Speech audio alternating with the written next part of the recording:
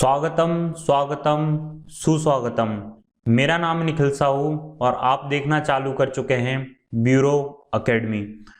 दोस्तों, ये जो वीडियो सीरीज हम चला रहे हैं इसमें हम वेस्टर्न पॉलिटिकल थिंकर को पढ़ रहे हैं, जिसमें से हमने कि सोक्रेटिस, सुकरात जिसको कहते हैं, प्लेटो और एरिस्टोटल को कंप्लीट कर लिया है। ये एरिस्टोटल का लगभग लास्ट लेक्चर मैं मानता हूँ, एरिस्टोटल इसमें कंप्लीट हो जाएगा। अरस्तु भी जिसको बोलते हैं, ठीक है, तो आप एरिस्टोटल या अरस्तु से कंफ्यूज ना होइएगा।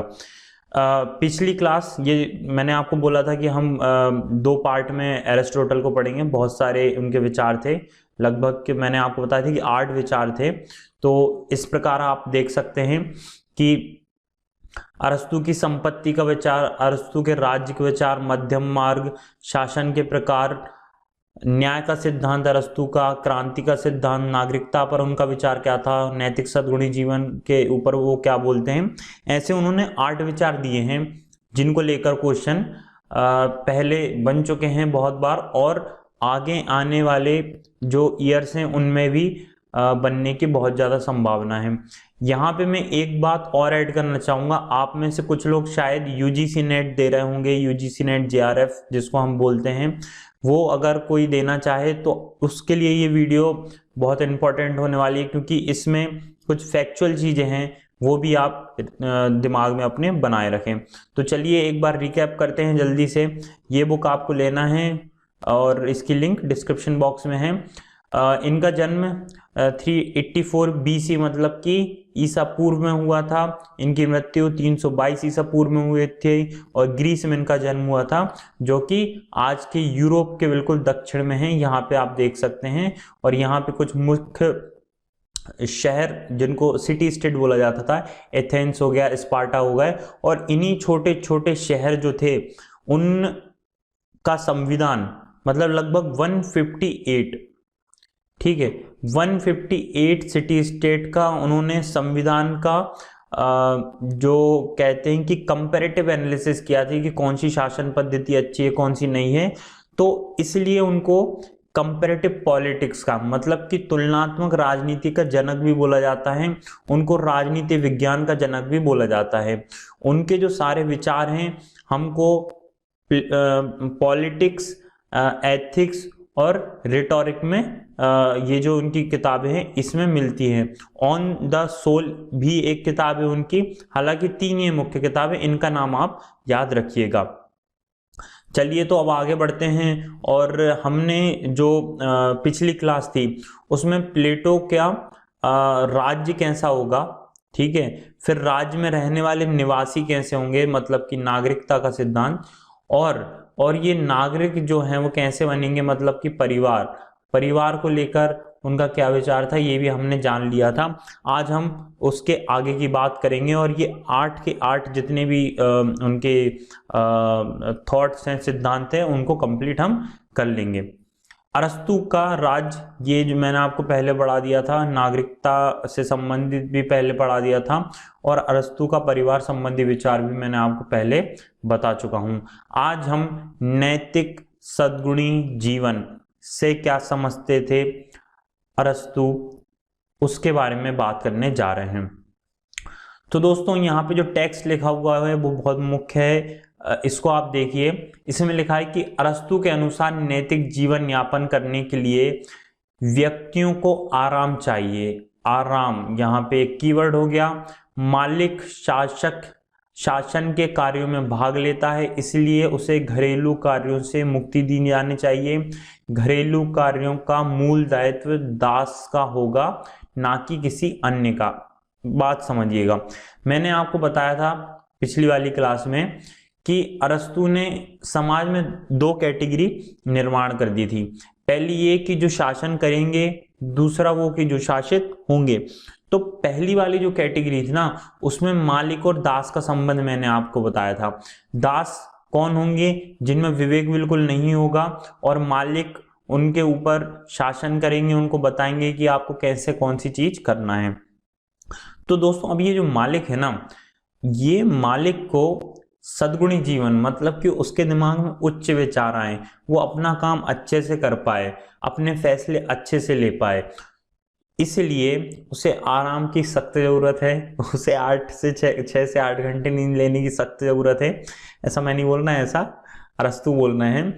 और बाकी जितने भी काम हैं, जो मालिक है या शासन में भाग लेने वाला जो व्यक्ति है, उसके सारे कामों का जिम्मा किसके ऊपर होगा? दास का होगा। दास प्रथा उस समय प्रचलित थी और जो अरस्तु थे वो दास प्रथा के समर्थक भी कहे जाते हैं। फॉर एग्जाम्पल एक चीज समझने की कोशिश कीजिए। मान लीजिए आप डीएम हैं, किसी डिस्ट्रिक्ट के आप डीएम हैं। अब सुबह सुबह आप उठे हैं तो स्वाभाविक सी बात है कि घर में झाड़ू पोंछा और बर्तन और ये जो हमारे सामान्य जीवन का जो दिनचर्या होती है उसमें बहुत सारी चीज़ें होती है। तो डीएम के पास इतना टाइम कहाँ होगा कि वो मतलब ये सारी चीज़ें करे। तो इसलिए सरकार भी डीएम को इतने सारे मैं ऐसा नहीं कह रहा हूँ कि दास देती है, मैं ऐसा कह रहा हूँ कि हेल्पर देती है, जो उनके दिनचर्या में उनका काम में हाथ बटाएंगे। बागवानी के लिए एक अलग व्यक्ति देती है, कार चलाने के लिए डीएम को एक अलग व्यक्ति मिलता है, सिक्योरिटी के लिए अलग व्यक्ति मिल रहा है, ताकि वो जो डीएम है वो अच्छे से आराम कर सके, अच्छे से अपना दिमाग चला सके और नीति निर्माण में अच्छे से फैसला ले सके। ये मैं आशा करता हूँ कि आपको बहुत अच्छे समझ में आ गया होगा। अब ये जो बारकर है ना, ये बहुत समर्थक माने जाते हैं अरस्तु के, और इन्होंने कहा कि मालिक का व्यवहार दासों के प्रति सदैव मानवीय होगा। अब ये क्यों बोल रहे हैं? क्योंकि अरस्तु की ये जो बात थी ना कि भाई दास घर के काम करेंगे और वगैरह वगैरह, तो बहुत आलोचना होने लगी थी। तो बारकर जो कि बहुत ही मतलब पॉलिटिकल साइंस की फील्ड में बहुत ही बड़े राइटर माने जाते हैं, उन्होंने कहा कि बारकर ने कहा कि जो अरस्तु बोल रहा है ना कि ये जो दास है ये केवल घर के काम करेगा, तो ये गलत है। उसने कहा कि मालिक का व्यवहार दासों के प्रति सदैव मानवीय रहेगा और इससे दास का भी फायदा है। क्या फायदा है? उसका फायदा ये है कि जब वो अपने बॉस के साथ रहेगा, मतलब कि अपने मालिक के साथ रहेगा, तो उसमें विवेक जागृत होगा, उसको पता चलेगा कि चीजें कैसे हैंडल की जाती हैं। समझ रहे हैं ना आप? कोई मान लीजिए डीएम के साथ रह रहा है, उसकी कार चला रहा है, कोई ड्राइवर है मान लीजिए डीएम का, तो उसको इतनी सेंस आ जाएगा, उसको चीज़ों की समझ बढ़ेगी उसको समय के साथ कि किस प्रकार से आपको बिहेव करना चाहिए लोगों के साथ, और भी चीज़ें जो नॉर्मली हम कह सकते हैं। तो ये बारकर का उनके लिए कहना था। आंसर राइटिंग में ये आप यूज कर सकते हैं, इसलिए मैंने ये जो यहाँ की ये 3 लाइनें हैं इसको यहाँ पे डाली हैं। इसीलिए ये जो मतलब दास वाली बात है, इसलिए जो अरस्तु है उसको रूढ़िवादी माना जाता है, क्योंकि जो अरस्तु है वो दास प्रथा का समर्थक है। यहाँ पे भरत लिखा गया, भरत नहीं भाई, अरस्तु वो दास प्रथा का समर्थक है। अरस्तु ने पॉलिटिक्स में लिखते हुए कहा कि जिस प्रकार चित्र बनाने के लिए ब्रश की आवश्यकता होती है, ठीक उसी प्रकार मालिक के नैतिक विकास के लिए जो दास है उसके श्रम की आवश्यकता होती है। यहाँ पे जो प्रिंट है जो दांतों लिखा है इसको दास कर लीजिएगा, ठीक है। और यहाँ पे लिखा है माली, इसको मैं मालिक कर दूंगा, ठीक है। आप जो फाइनल पीडीएफ मिलेगी उसमें आपको कोई भी दिक्कत नहीं मिलेगी, सॉरी फॉर दिस। ओके, चलिए आगे बढ़ते हैं। आशा करता हूं कि नैतिक सद्गुणी जीवन से आप समझ गए होंगे कि मैं क्या बोलना चाह रहा हूँ। नैतिक सद्गुणी जीवन बिताने के लिए जो मालिक है उसको आराम की सख्त जरूरत है, और आराम जब ये मिल पाएगा जब दास उसके यहाँ काम करेंगे या वगैरह वगैरह करेंगे, तो ये जो व्यक्ति है वो अच्छे विचार उत्पन्न कर पाएगा, आराम कर पाएगा एंड ब्ला ब्ला, ऐसी बात इन्होंने की है। अब बात करते हैं अरस्तु के संपत्ति के सिद्धांत का, या अरस्तु के संपत्ति का जो विचार है। दोस्तों मैं थोड़ा सा पहले आपको लेकर जाना चाहूंगा और बात करेंगे हम प्लेटो की। तो जो प्लेटो महाशय थे, इनके गुरु थे अरस्तु के, इन्होंने क्या बोला था कि संपत्ति तो होनी नहीं चाहिए भाई, संपत्ति बहुत बेकार चीज है, इसको तो बिल्कुल आप कंसिडर ही मत करिए। जो शासक वर्ग है उसके लिए तो कतई होनी ही नहीं चाहिए, न परिवार होगा शासक वर्ग के लिए, न संपत्ति होगी, न उनके बच्चे होंगे। ये सब बातें प्लेटो ने की थी। लेकिन अपने शिक्षक की बात को काटते हुए अरस्तु ने कहा कि नहीं, आपका जो कहना है प्लेटो साहब वो बिल्कुल गलत है, क्योंकि प्रत्येक जो व्यक्ति होता है उसके जीवन के लिए संपत्ति बहुत ज़्यादा जरूरी होती है। और यहाँ पे उन्होंने एक बहुत अच्छा बैलेंस बनाया है। किसने? अरस्तु ने। मध्यम मार्ग प्रतिपदा किसने? जो बुद्ध की बात की है, बुद्ध ने जो बोला था उसी को इन्होंने भी लागू करा। अरस्तु ने मध्यम मार्ग का सिद्धांत दिया, और मध्यम मार्ग का पालन करते ही हुए ही उन्होंने ये कहा कि जो व्यक्ति का मुख्य उद्देश्य है ना, वो नैतिक विकास करना है, अपने में नैतिक मूल्यों का विकास करना है। अच्छे से शासन कैसे चलाएंगे, लोगों का विकास कैसे होगा, ये चीजों का हमको विकास करना है, ना कि संपत्ति अर्जित करके बैठ जाना है। उन्होंने केवल इतना कहा कि जो संपत्ति है, जो पैसा है, जो और जो भी मतलब संपत्ति के अंडर आती है, वो केवल माध्य है, माफी चाहता हूँ, माध्यम है माध्य प्राप्त करने का। मतलब अंतिम जो मंजिल है, जो कि नैतिक सद्गुणी जीवन प्राप्त करना है, उसको प्राप्त करने के लिए माध्यम है संपत्ति। ऐसा नहीं करना है कि संपत्ति को अर्जित करके बैठ जाना है और संपत्ति कमाना है, नहीं, बिल्कुल ऐसा नहीं है। तो अरस्तु संपत्ति का तो समर्थन करते हैं, लेकिन एक लिमिटेड सर्कल में, लिमिटेड नजरिए के साथ। और प्लेटो तो बिल्कुल ही संपत्ति का विरोध करते हैं। तो मैं ये आशा करता हूं कि आपका अरस्तु का संपत्ति का विचार भी यहां पर क्लियर हो जाता है। अब आती है न्याय की बात। तो न्याय से क्या समझे हम?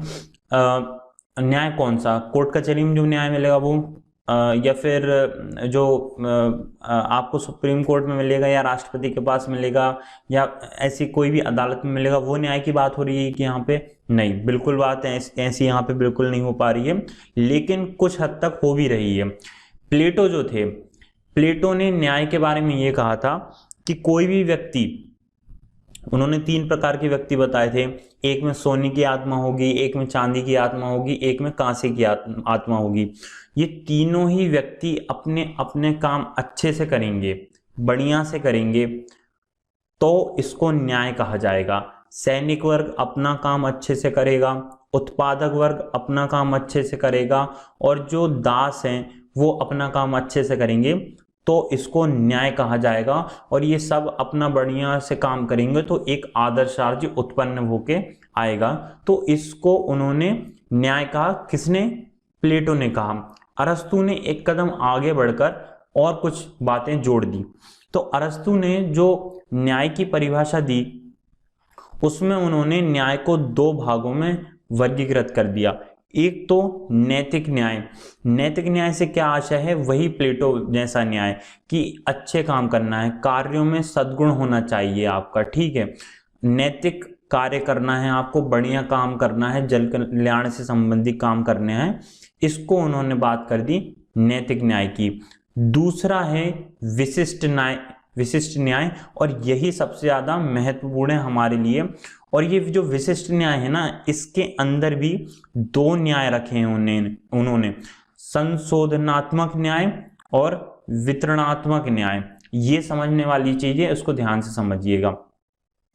संशोधनात्मक न्याय में क्या होता है कि सजा देकर विवेक या न्याय का प्रशिक्षण देना होगा। मान लीजिए एक व्यक्ति है, उसने कोई जुर्म कर दिया, तो अब जुर्म कर दिया तो क्या करोगे भाई आप?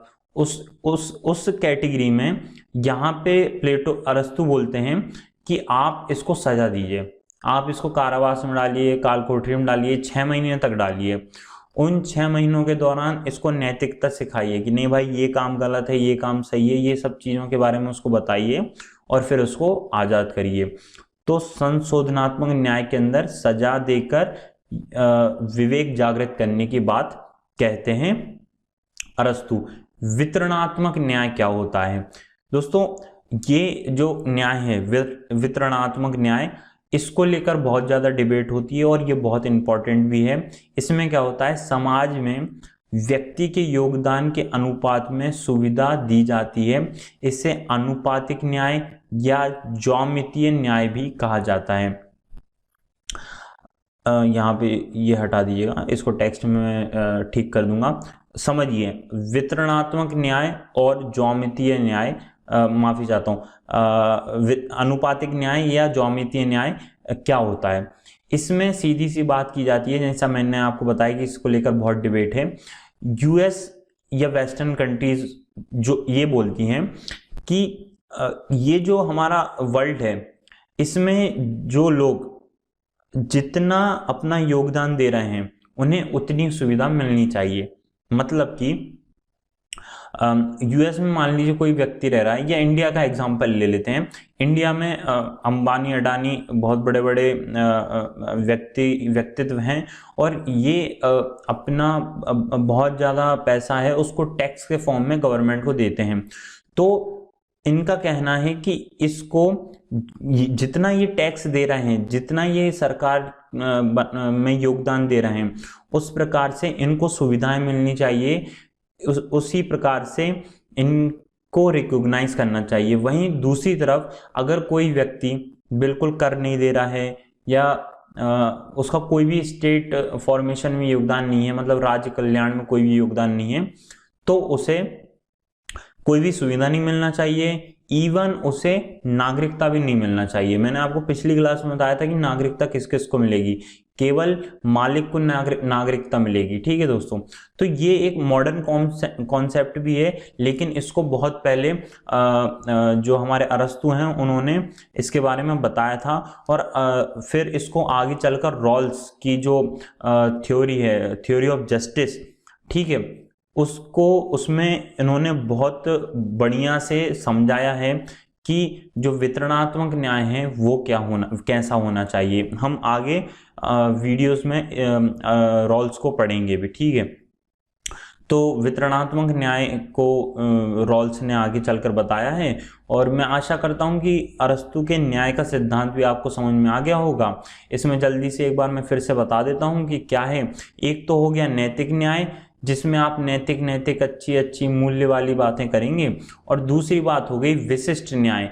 इसके अंदर दो न्याय होंगे, एक होगा संशोधनात्मक न्याय, एक होगा वितरणात्मक न्याय। संशोधनात्मक न्याय में क्या करोगे, आप व्यक्ति को संशोधित करोगे, आप उसको ठीक करोगे, मार के पीट के जेल में डाल के आप उसको ठीक करोगे। दूसरी ओर वितरणात्मक न्याय, जिसको हम अनुपातिक न्याय भी बोलते हैं, इसमें क्या होगा कि जो व्यक्ति जितना टैक्स दे रहा है, राज्य कल्याण में अपना जितना योगदान दे रहा है, उसे उतनी सुविधाएं दी जाएंगी, जो नहीं दे रहा है उसे उतनी कम सुविधाएं दी जाएंगी। तो ये हो गया अरस्तु के न्याय का सिद्धांत। अब हम आगे चलते हैं और बात करते हैं अरस्तु के अनुसार शासन के प्रकार। दोस्तों, मैंने आपको बताया कि जो अरस्तु थे उन्होंने अपने टाइम के जो सिटी स्टेट थे उनमें 158 संविधान जो थे उनके वहां पर, उनका उन्होंने अध्ययन किया, और उस अध्ययन के दौरान उन्होंने छह बेस्ट फॉर्म ऑफ गवर्नेंस, मतलब कि शासन करने की 6 बेस्ट तरीके बताए कि इनके अंदर, मतलब जो 158 कॉन्स्टिट्यूशन का उन्होंने अध्ययन किया, उन्होंने ये बताया कि जितने भी संविधान हैं उनको 6 कैटेगरी में आप रख सकते हैं या विभाजित कर सकते हैं। ये बहुत महत्वपूर्ण है। जो यूजीसी नेट है उसमें बहुत बार क्वेश्चन आ चुका है, इवन यूपीएससी में भी क्वेश्चन आया था कि अरस्तु के जो बेस्ट फॉर्म ऑफ गवर्नमेंट है उसको समझाइए। साथ ही एक बार लोकतंत्र से संबंधित भी क्वेश्चन आया था कि अरस्तु के अनुसार लोकतंत्र क्या होगा। अब देखिए, आज का लोकतंत्र और अरस्तु के लोकतंत्र में जमीन आसमान का अंतर है। वो कैसे, कि यहाँ पे देखिए क्या लिखा हुआ है, डेमोक्रेसी, मॉब मतलब होता है भीड़, ठीक है, जनता, बहुत सारी जनता, उसका तंत्र, उसके द्वारा चलाया जाने वाला तंत्र। तो कुल मिला के यहां पर देखिए, यहां पर बात की गई है ये गुड गवर्नमेंट की, ठीक है, यहां पे बात की गई है बैड गवर्नमेंट की। यहां पे इंग्लिश में लिखा है, मैं आपको हिंदी में भी बताऊंगा, कोई दिक्कत नहीं है ना। तो समझने वाली बात यह है कि अरस्तु जो है पहले एक कहानी सुन लीजिए जल्दी से। कहानी ये है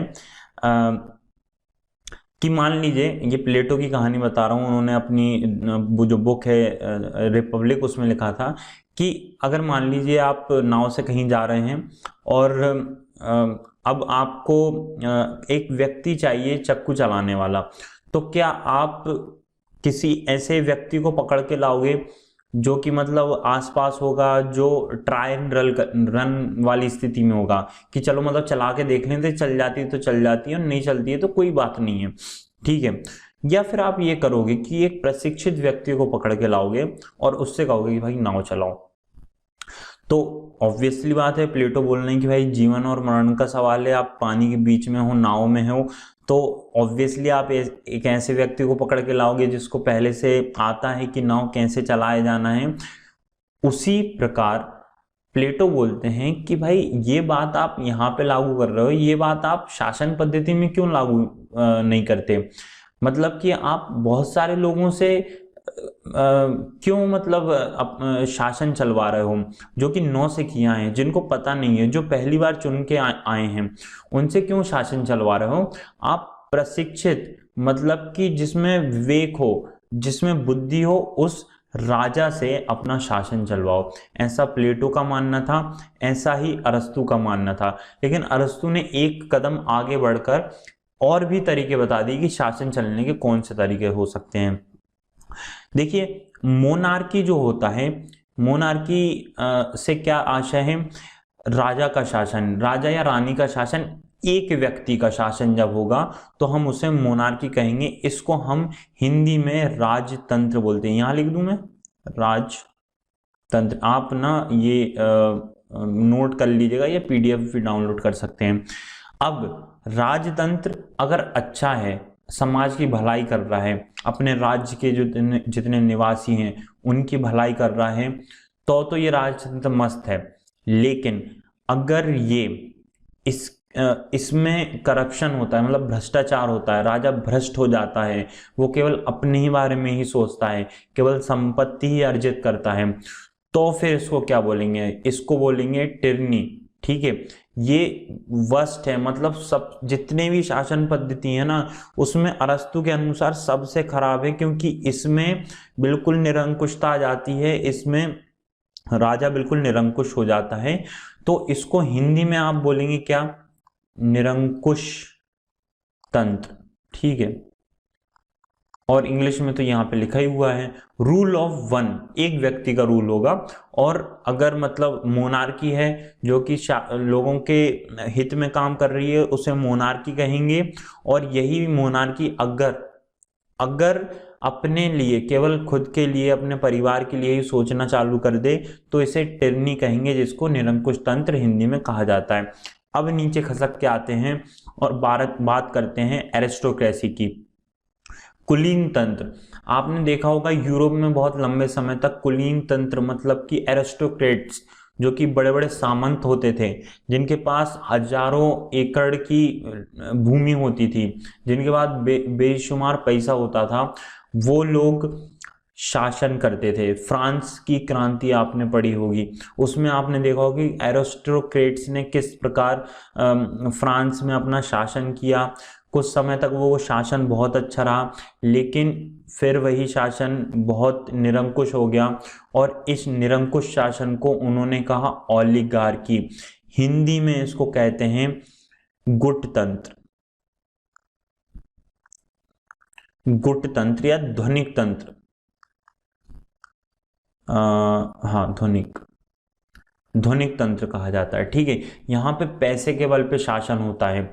तो आप समझ रहे हैं, एरिस्टोक्रेसी अगर वो हित में काम कर रहे हैं, लोगों के हित में काम कर रहे हैं तो बढ़िया है, लेकिन अगर वो भ्रष्ट हो गए हैं तो हम उसे ओलिगार्की कहेंगे, मतलब कि गुट तंत्र कहेंगे। कुछ लोगों का गुट है, उनका तंत्र बना हुआ है और वो केवल अपने लिए ही काम कर रहे हैं, इसको हम गुट तंत्र कहेंगे। अब यहाँ पे आप देखिए, यहाँ पे एक चीज यहाँ पे गलती है, वो है कि पॉलिटी बोलते हैं इसको, जो वर्ड का यूज किया है अरस्तु ने अपनी बुक रिपब्लिक में, उन्होंने कहा था कि बहुत सारे लोग, जो कि अभी हमारे, मान लीजिए एग्जांपल दे रहा हूँ, लोकतंत्र है ना हमारे यहाँ, बहुत सारे लोग शासन कर रहे हैं। लोकसभा में बहुत सारे लोग हैं और राज्यसभा में बहुत सारे लोग हैं, तो बहुत सारे लोग मिलकर शासन कर रहे हैं, तो इसको उन्होंने पॉलिटी कहा। ये सब लोग जो संसद में बैठे हुए हैं, हमारे लिए काम करते हैं, हमारे लिए कानून बनाते हैं, उनको इम्प्लीमेंट करते हैं ताकि जनता का भला हो सके।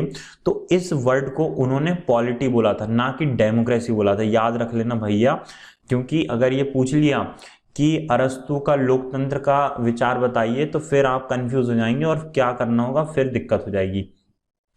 वहीं अब ये जो पॉलिटी है ना, ये जो रूल बाय मैनी है, बहुत सारे लोगों का शासन है, अगर ये भ्रष्ट हो जाती है, इसमें कुरीतियां आ जाती हैं, ये लोग केवल अपने लिए ही काम करने लगते हैं, संसद में बैठे लोग केवल अपने लिए ही काम करने लगे, तो इसको उन्होंने कहा है डेमोक्रेसी, लोकतंत्र।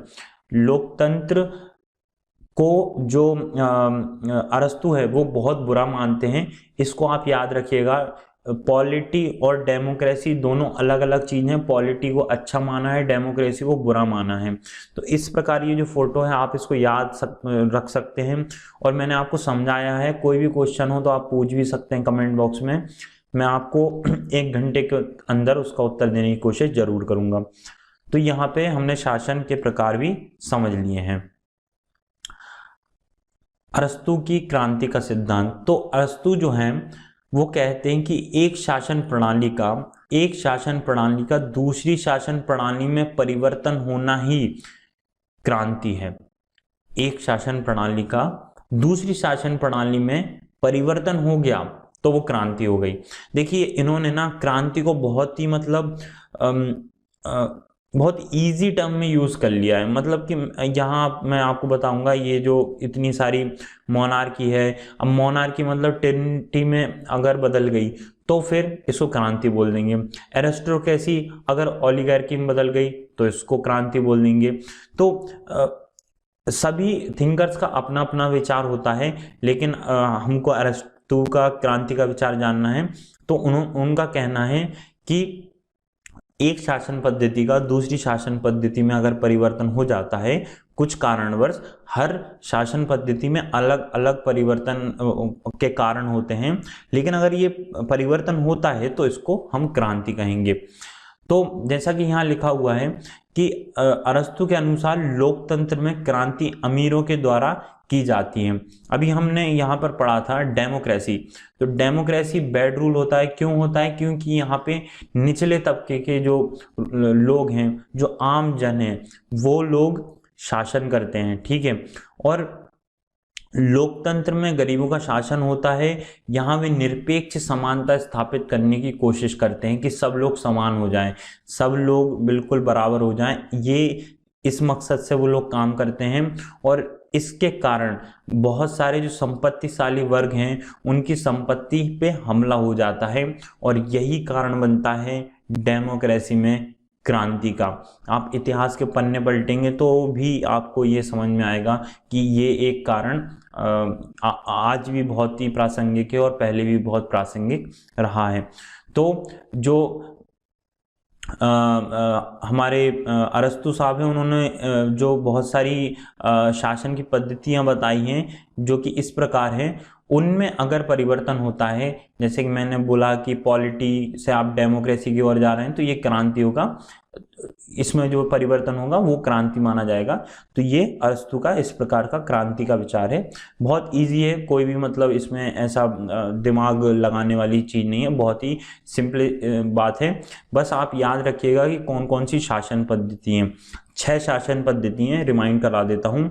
राजतंत्र, निरंकुश तंत्र, कुलीन तंत्र, गुटतंत्र, पॉलिटी का हिंदी में कोई शब्द नहीं बना है, ठीक है ना, पॉलिटी को पॉलिटी कहेंगे।